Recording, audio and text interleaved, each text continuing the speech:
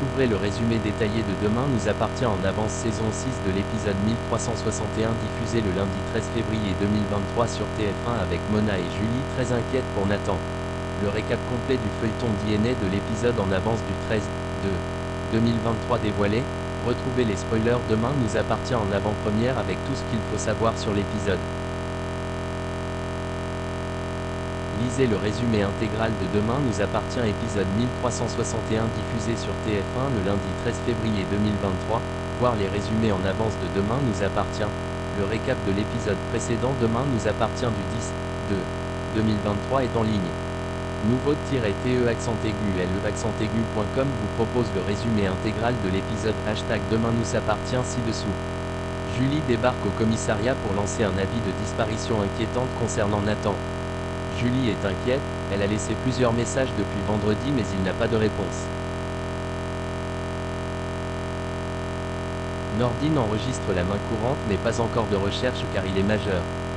Mona dit à Audrey qu'elle est saoulée que Nathan ne l'ait pas prévenu qu'il ne venait pas au Spoon. Audrey et Mona partent jeter les poubelles et elles retrouvent le téléphone de Nathan. L'inquiétude grandit. François et Charlie partent en Espagne chercher Juan Pérez, le nouveau nom du père de François. Adam reste à 7 à cause des cours. François avoue à Charlie qu'il a peur que son père le jette. Il ne sait pas comment il réagirait. Luna continue sa rééducation avec Bénédicte. Celle-ci la remercie d'avoir parlé à Dorian.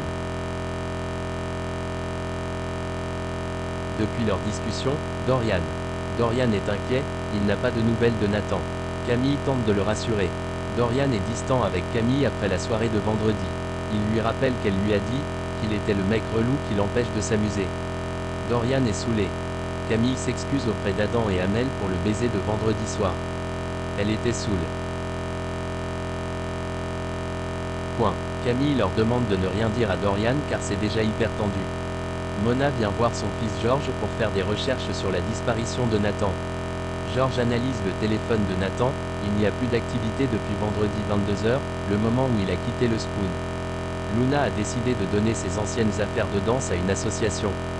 Bénédicte pense que c'est prématuré. Nordine interroge Adam. Amel et Camille par rapport à la soirée du Spoon. Adam et Amel disent qu'ils n'ont pas bu. Nathan ne travaillait pas, il buvait des coups avec Julie. Camille est perturbée. Nathan est retenu otage par quelqu'un, il repère connaissance quand on lui fait une piqûre dans le cou. Audrey révèle à Lisa que Julie et Nathan se sont disputés à la soirée. Julie est partie la première énervée et ensuite Nathan est parti, après avoir payé. François sonne chez Alain Lehaut en Espagne, Charlie attend vers la voiture. François annonce qu'il est son fils. Alain ne veut pas le croire. François veut lui montrer une photo mais celui-ci lui demande de partir sinon il appelle la police. Charlie est triste pour François. Bénédicte trouve Dorian avec une trottinette, elle est en colère. Dorian dit qu'on lui a prêté. Lisa interroge Julie en présence de Bruno par rapport à la dispute. Nathan a vu un SMS où Julie avait prêté 50 € à leur père. Bruno est la dernière personne que Nathan a appelée, ce dernier l'a engueulé par rapport au fric qu'il a demandé à Julie.